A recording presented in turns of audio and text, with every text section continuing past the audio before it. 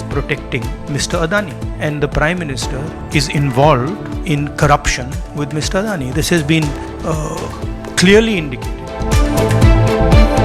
అయినా సరే ఆడబిడ్డల జోలుకొస్తే ఒకటే హెచ్చరిస్తున్నా, ఏం చేయాలో చేసి చూపిస్తాం.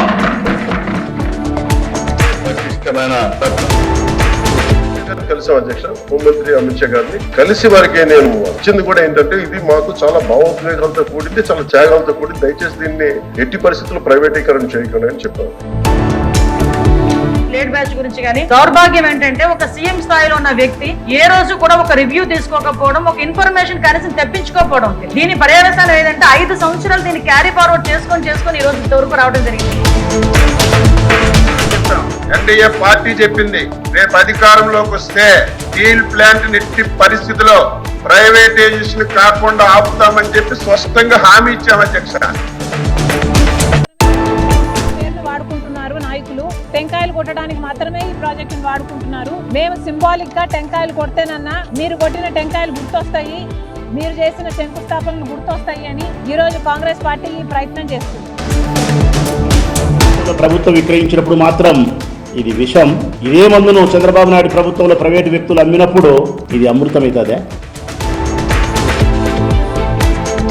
కూడా చెడ్డ పేరు తెచ్చేటట్లుగా వర్రా రవీంద్ర రెడ్డి అనే ఒకడు పోస్టింగ్స్ పెడితే, ఇది తప్పు అనలేని నీవు, దాన్ని ఖండించలేని నీవు ఈ రోజున చంద్రబాబు గారి గురించి మాట్లాడతావా? మానవతా విలువల గురించి ఈ రాష్ట్రాన్ని గంజాయిలో నెంబర్ 1, డ్రగ్స్ లో నెంబర్ 1, హీట్ లిక్కర్ లో నెంబర్ 1, కరప్షన్ లో నెంబర్ 1, దిగజారిపోయినటువంటి రాష్ట్రంలో నెంబర్ 1 లాగా చేసినటువంటి వ్యక్తి ఈ రోజు మాటలకు తమ కుటుంబ సభ్యులకు కట్టబెట్టడం కోసం దళిత గిరిజనుల భూములు కొల్లగొట్టే ప్రయత్నం చేస్తా ఉన్నారు. ఈ ముఖ్యమంత్రి ఎట్లా తయారైందంటే, ఎవరైనా మాట్లాడితే ప్రశ్నించే గొంతు మీద ఆయన దబాయించే ప్రయత్నం చేస్తున్నారు. అది కేసీఆర్ ను, కేటీఆర్ ను, హరీష్ రావును జపించే మంత్రం నేర్చుకున్నాడు. ప్రజల సమస్యలను పక్కకు పెట్టేసి, ఎందుకంటే పెద్ద మనుషులు అందరూ నవ్విపోతారు కాక నాకేం సిగ్గని అట్లున్నది రేవంత్ రెడ్డి.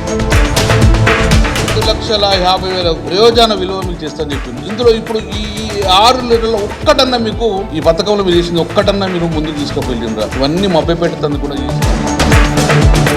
అంటే ప్రశ్నించేవాడిని గొంతు ఎట్లా నొక్కాలి, ప్రశ్నించేటోడిని జైల్లో పెట్టాలి, ప్రశ్నించొద్దు ఎవడు మేము ఇష్టానుసారంగా చేస్తామంటే మేము ఊరుకోం. ఉన్నాడా చంద్రశేఖరరావు గారు? తాగి ఫామ్ హౌస్ లో ఉన్న వ్యక్తి ఇవాళ తెలంగాణ ఉద్యమకారుడు అనడానికి సిగ్గనిపిస్తలేదు వీళ్ళు కనిపిస్తుంది. ఆయన ఉద్యమకారుడు కాదు, ఒక రకంగా చెప్పాలంటే ఇవాళ తెలంగాణ ద్రోహి. ఇంతమంది సమక్షంలో ఇన్ని జీవోలు ఎన్నడన్నా జీవో ఇచ్చిన వాళ్ళు మీ అందరు సాక్షిగా ప్రెస్ మీట్ పెట్టే చేస్తున్నాం కదా, అయినా ఏ విధంగా అదర కొడతారో వీళ్ళు ధైర్యం ఏదో నాకు అర్థమైతే లేదు.